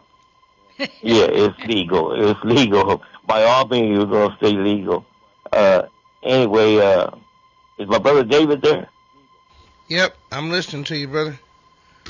Yeah, they gave me this trailer that was supposed to be good, man, and I did my DOT inspection. Everything was good, and all of a sudden, when I hit those brakes, that trailer did not engage. That trailer did not lock up. It did not lock up, and that trailer shot me into the ditch. If that trailer would have locked up, nothing would have happened. Yeah, when you did your inspection, did you do the pull-off and all that stuff? I did everything, all the pull-off. The first thing I do before I even do the pull-off, I put my spotlight on the back brakes and make sure that they're under a quarter inch. Always. Yeah. That's the first thing I do. And then the mud flaps to make sure that I don't get to stop by DOT. I did my pull-up, I did my brakes. Everything locked up. But for some reason, they must have unadjusted or something happened. When I took it back to the shop for repairs, they didn't want to adjust them. They said they were adjusted. When I took it back to the company, I had to get off the truck, and I had to put the spotlight and show them that they were more than half an inch unadjusted. Huh. That's crazy. What company are you working for? I'm driving flatbed now. I'm hauling a heavy metal pipe and stuff. I'm working for GR Express. And they told me that was a brand new trailer, but guess what? It wasn't a brand new trailer. Can't be a brand new trailer, not if it's already out of adjustment like that. Bad. But before I took off, and that's the first thing, I go under the trailer to make sure that them brakes. I don't want a DOT violation, David. Yeah, I hear you. And I sure don't want to kill nobody. Yeah, at least you're lucky enough y'all both walked away. Yes, she got a hefty fine because the camera showed her on the text phone. Everybody's on the phones these days, man. I don't know why they do that. That's crazy. I don't even wear my headset while I'm driving unless there's an important call that I know is coming in. Then I put them on. Yeah, well, it's Otherwise, I don't even lot talk. safer than looking at your cell phone. Well, of course. Yeah, I Well, come up on a yeah. guy the other day, and I couldn't get around him. He wouldn't move, and he was driving slower than everybody else. And whenever I finally get up to him, he's on his darn cell phone. Got the cell phone right up in front of his face, watching some kind of video. I mean, how in And the that's world? also, but that's crazy. That's crazy. And then when they have an Anyway, accident, they wonder why. They wonder why. But good thing they got them cameras in them trucks, man, and I was clear of everything. And the trooper even prayed because, sir, the best thing that could have happened is what happened because we don't want nobody injured or hurt. I could have, it was a little car. If I would have hit that car, David, that truck would have flipped too. Yeah. We both would have been dead at 75 miles per hour. Now, I had a buddy of mine who ran over a Volkswagen. He never was the same. Of course not. Now, I am seriously injured. I can't even walk, bro. I'm supposed to have surgery or hopefully not. But, well, hopefully the company's paying for it. Oh, trust me. If they don't pay for it, guess what? They got a huge lawsuit coming. Yeah. Trust me. I have a good friend that's an attorney. All right. Well, it's good to hear from you. I'm glad you're alive. I'm alive. I didn't know y'all were doing, what do you call that? Money grabbing? Money grabbing. What do you call that? Fundraising? Pledge drive. I'm going to be doing a donation here. As soon as I hang up, I'm going to donate to it. We appreciate it. We really do, Freddie. I know it. I know it. It's for the guys in there, man. It's not for you. Money it's not for me. That's pretty It's good. It's for the guys in there, man. I'm going to shoot, I don't want to say, but it'll be more than $7. We appreciate you, man. Okay, I'll do that here in a few minutes. All right. Thank you, Freddie. All right. I love you guys all, everybody, behind it all, men and women. Y'all stay safe.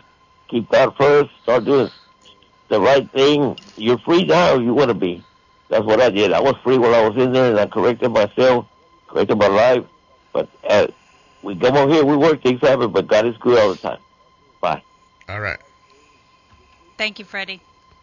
All right. I want to wish a big congratulations to Officer Davis from the Polunsky unit. She is pregnant. She's been having an affair with one of the men incarcerated there. So, there we go. Yeah, there she is. Officer Davis. Congratulations. Ken just texted me and said he didn't know I had hair. He said I took my hat off and he seen I had a head full of hair. Yeah. People think I'm bald because I wear a hat. I wear a hat to keep sun off my head. Well, usually when people try to keep the sun off their head, they're either losing their hair or bald. Man, I got lots of hair. I know. So what? I wore a hat since I was a kid. Yeah. All right. So I can tell you this. Ken just texted me and said that was great. Yeah, it was. Apparently, she was upset because it wasn't her finest moment. That picture. Anyway, she is booked into Polk County, so I do know that story is very, very true. Very true. Okay. Hey, did you get Reverend Griffin's address? Did you write it down? Well, that one I can get on her website. Well, I got somebody asking for it, so I thought maybe if you could repeat it.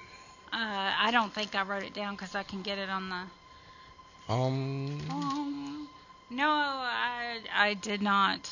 Who's your favorite person? Favorite person? Yep.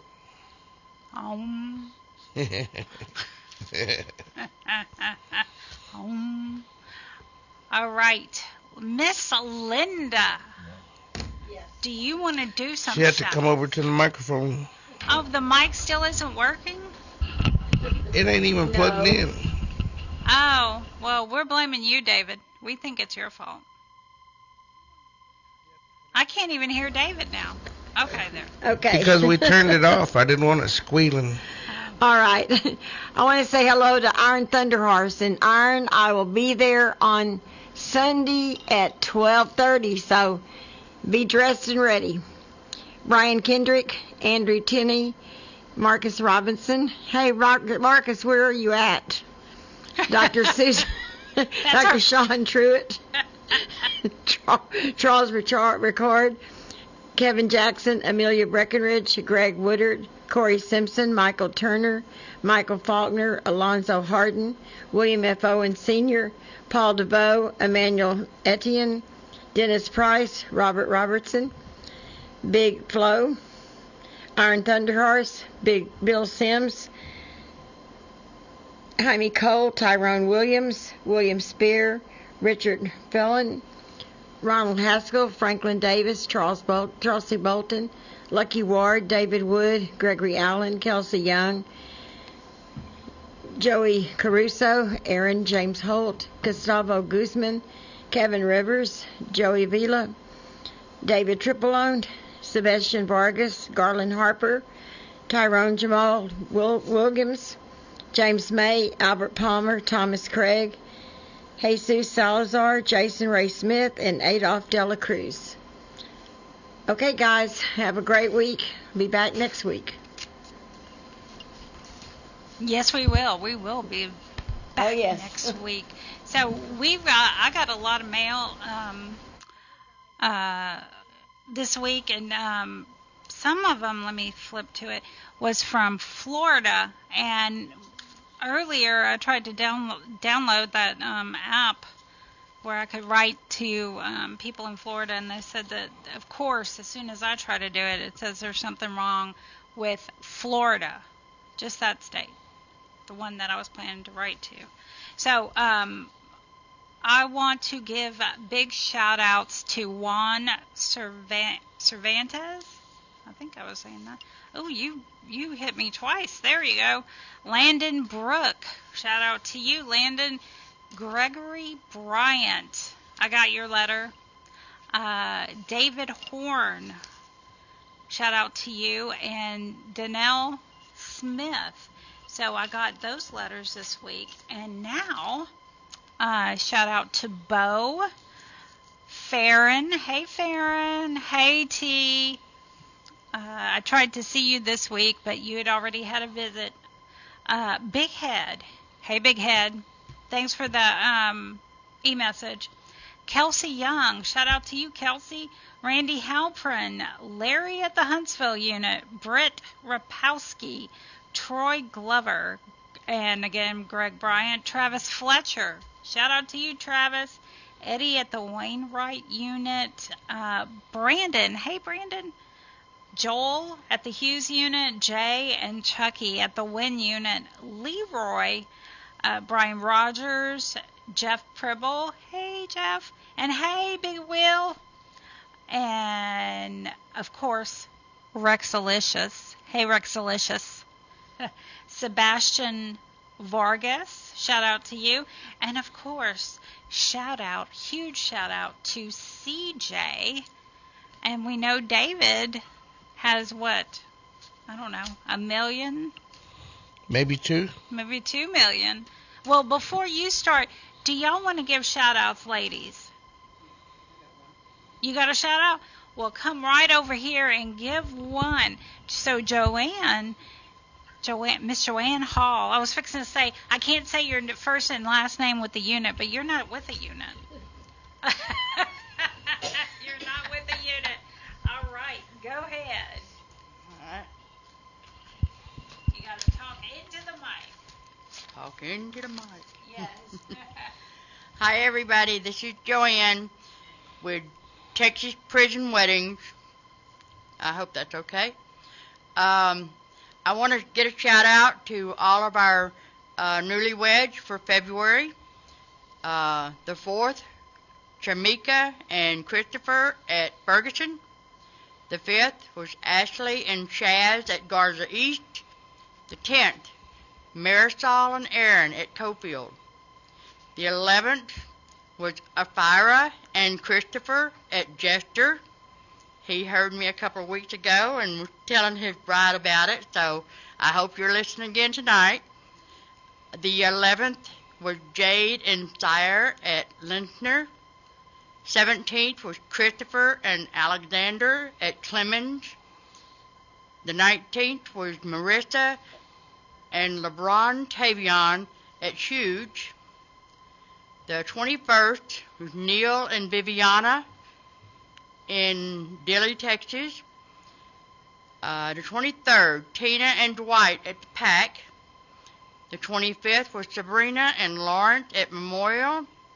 I want to wish all of you best wishes to all for a long and happy life together. You guys behave so y'all can hurry home to your wives. Congratulations.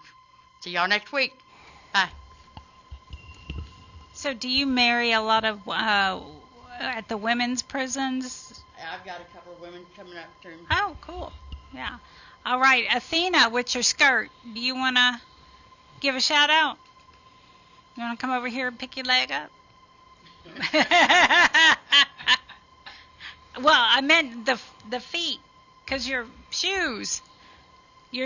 Man, these shoes, y'all just don't know. Look.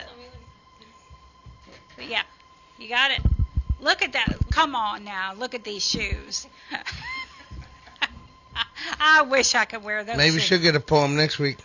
Oh, Lord, here he is. You're going to get a flip poem.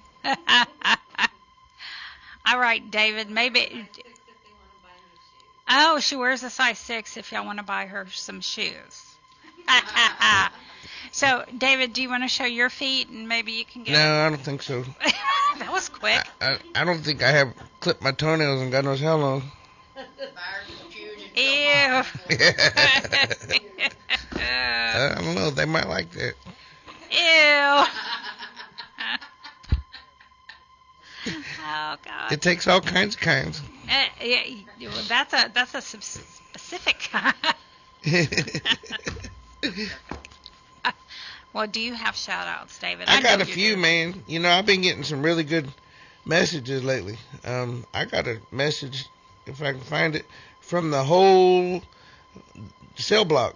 Woo! Yeah, that's what I said. I'm not going to give out all the names or nothing, but they said that it's from West Virginia, and everybody in D2 is shouting out to us. Hey, West Virginia. Hey, D2. Look, there's a hand coming across. Yeah. And then James McArith tells everybody that he's doing good, and he just says, hey. He didn't say, hey, boo, but he did say, hey. Where's the boo, man? Yeah. Well, that's, and then Travis Fletcher, I got contacted by his attorney today. Really? Yeah. So maybe something's fixing to kick off. I asked him how I could help him. I know you're going to come to Texas, man, if something kicks off. Yeah, but we'll start off. I'm just going to do the list where they've been actually messaging me. I ain't going to do the whole list. Some of them just hanging out over there. They just want to hear their name, but they're not even texting back. So we're going to say hey to Daniel Lipscomb, Robert Tlusty, John Thomas, Justin Stolick, Michael Perez, James McArith, Eric Hensley, Devontae Harris, Savannah Gonzalez. Savannah, I don't do collect calls either, but I will say hey. Imani McCormick, Ralph McLean, Brandon Hemingway, Tiffany Cheeks, Willie King, Shane Kaufman, Corey Campbell, Hyun Her, Dylan Healy, Derek MacArthur, Ashley Bradshaw, Gary Followay, Lionel Rogers, Gypsy Almond, DeJohn Taylor, Michael Crudup, Erlen McKay, Roy Forbes, Andre Ramirez, Matthew Hoover, Matthew Long, Connell Hawkins, and Daniel Moore. That goes back about 2 weeks. And then let's go over to Texas, see what's going on. Let's go over to Texas. Charles Flores, Cornelius Robinson, Dennis Lee 3RD, Dennis Price. Hey, wait a minute. Is that the one that did that song? Yep, 3RD. Commissary is necessary. Yeah, we need to play that again. Hey, you like that one, huh? I do. He wants to do an interview. We have to figure out how to do an interview. Yeah.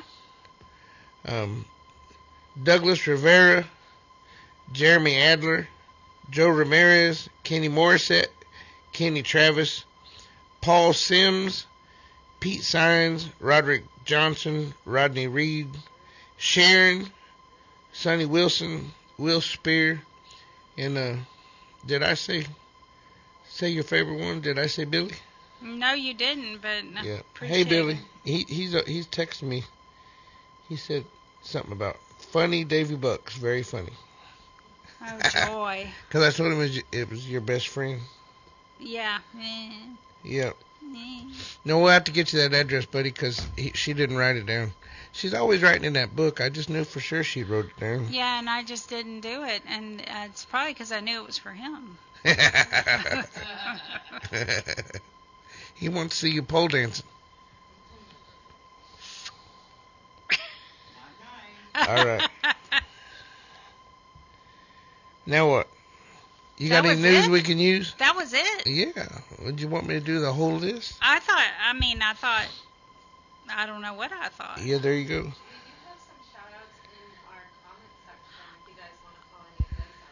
Yeah, we can't hear you talking. So we just end up with dead air.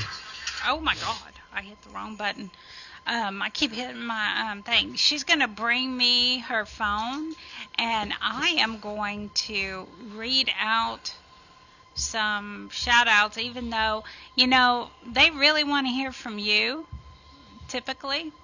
But, and I know, okay, let's see. Crystal wants to make a shout-out to Terry, who is on the Michaels unit.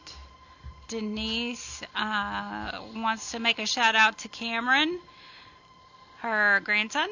Well, they ought to be calling. I know they should be. I just got one more. Rebecca wants to do one for Stephen over at the Smith unit.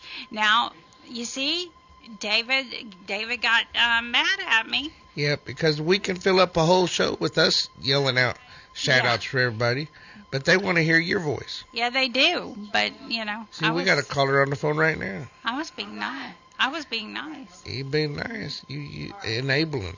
And I am an enabler. I can't help it. All right, now we have Ken's back on.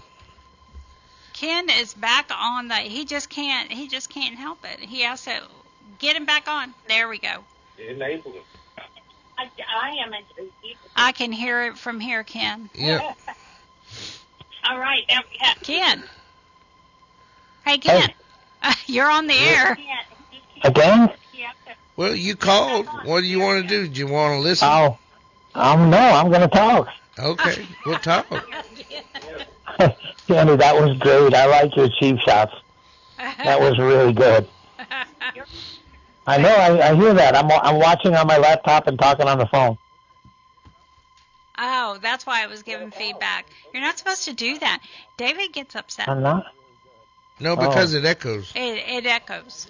Because there's a time delay. Yeah. I know, I hear that. I'm watching. You see? Time delay. See Yeah, what we're talking I hear about? But yes, I have to get my cheap shots in when I can. That was great. I love that. That was awesome. Just to throw that cheap shot in there and make her look like an idiot. I mean, but Athena, you don't know what you just did. They've already texted me for your OnlyFans. Oh, with her shoe? With her shoe and her thigh. They've already started texting me. Do you know her? What's her OnlyFans? Yeah, Athena's going to get fan mail now. Yeah. Yeah. She's already had fan mail. Yeah, she... Already? She was asking me last week how to respond. She wants to... Yeah, but the creeps are going to come out now. Oh, yeah. The creeps come out at night. Yeah, she's going to be... All right. She will be sipping a Slurpee on the beach in no time. She's going on a trip. Are you sure tomorrow. it's a Slurpee she's going to be sipping? Yes. I have confidence it will be a Slurpee. A Slurpee and a doobie? Yep, that's what I was thinking. Yeah, that's what I was thinking too. Well, you just went straight there, so I was trying to beat around it. Hey, they don't have a dump for the video, do they? A dump? No. A dump for the video when Danny just flew the bird? Oh, well, that's okay. We can do it on the video. We can't do it. Oh, I didn't know that. On the radio. Yeah, the radio can't see us. Yeah. Well, I guess. All right, you're right. We do I didn't know that was. Oh, I didn't know that was acceptable. Yeah, we could probably even cuss on the video, but we try not to because it carries over the radio. Well, now Gloria and I got some fan mail from someone who has listened to Gloria at the protests when she's screaming, and I forgot what he called her now, but he is a big fan of Gloria and I, so kudos to you. But Gloria got banned off of KPFT for quite a while because of, And you're a celebrity here at Day 41. They watch you and Linda and Gloria all the time on these Texas true crime protests and stuff. The first day I got here, you guys were on TV. I was like, hey, I know them. She just dropped me off here. And they're like, no, for real. I'm like, yeah. Yeah. They're a celebrity here. Well, I wish I felt like one, because I sure don't. Let me tell you. Well, Linda does. Linda is a celebrity. Linda's got a fan club. Yes, she does. Linda has a fan club. Yeah. She definitely does. Oh. I have nothing. Yeah. You do. You have many people who are your fans. Yes. I figured out now that I can talk to you if I call the show. You don't answer no phone calls. Who does? I mean, text me. It's like, what? The phone's ringing and it's not from a prison? I don't know. Yeah, I don't have time for you. All right? I know. You have no time for nothing except for prison calls and text. But yes. Wow. And work. And Curtis and prison calls. Yeah. And work. And work? Okay. Well, yeah, you're mostly at work answering prison calls and text. Sometimes. Sometimes. Okay, well, you're always busy. I heard you got a promotion. Kind of. Yeah. Kind of? Yeah. Did they increase the workload? Oh, yeah. Yeah, somebody talked you up and said you're very good at what you do and you're very meticulous. Yes, I am. Very Well, that's a good thing. Yeah. That's what they said. They talked you up till no end. Yeah, now I have more work, and I have less time to answer those prison phone calls. Damn it, man. I hate it when that happens. I know, but I can text. You do, yeah, you do. You're pretty good about texting lately. Mm-hmm. Yeah, I try not to be a pain. You're trying not to? Trying to be. I'm getting there. I get a little later in the morning so David has a time to wake up. So instead of texting him bright and early when I'm up at 4:30. I think it was like 5:30 on Sunday morning. Yeah. It used to be 4:30. Yeah, but Sunday morning should be like 9:30. Oh, okay. Well, now that I know, okay. Yeah, that's sleep right. in on the week. Wait, hold on. How does the preacher sleep in past service? Well, who says that I'm a preacher? Oh, I'm a wedding official. Not your ordinary preacher? That's right, not your ordinary preacher. The ordinary preacher would be in church service. All right, that makes sense. You got that one. Yeah. Yep, you got that one. I came from the tribe of Peter. I cuss like a sailor. Yes, he does. Yes, he does. He definitely does. Well, Ken, I will text you over the weekend. Oh, thank you. Okay.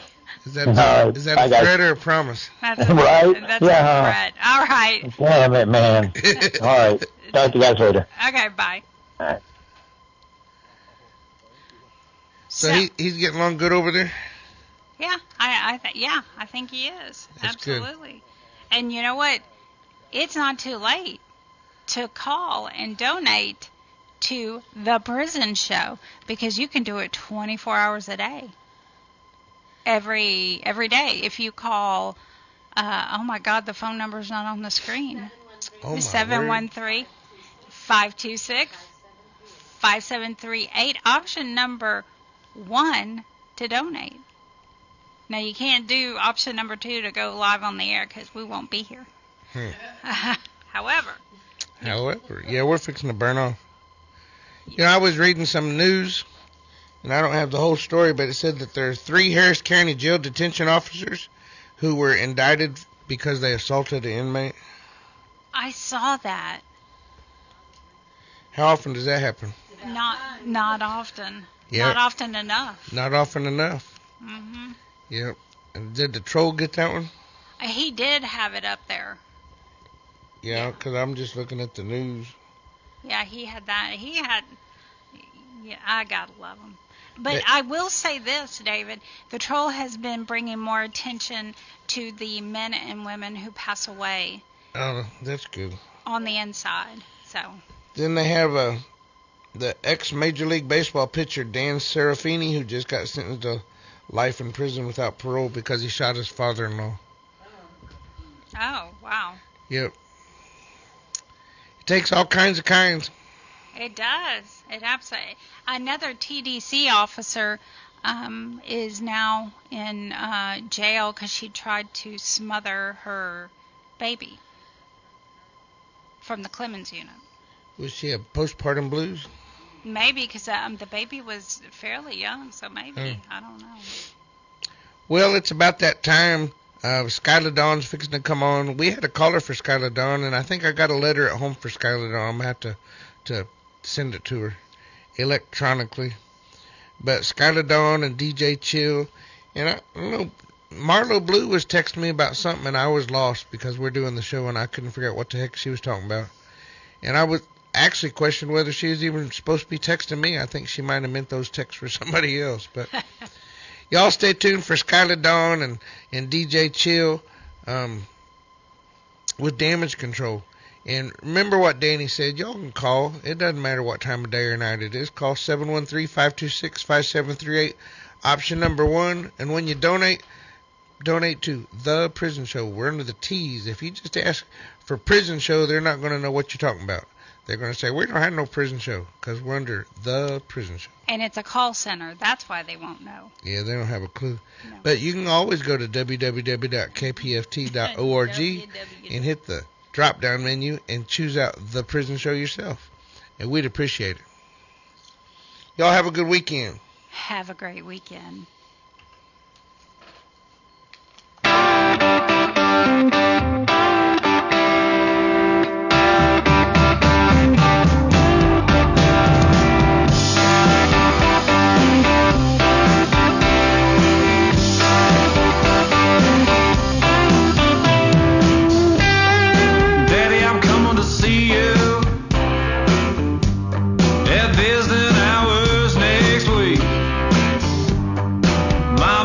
Been doing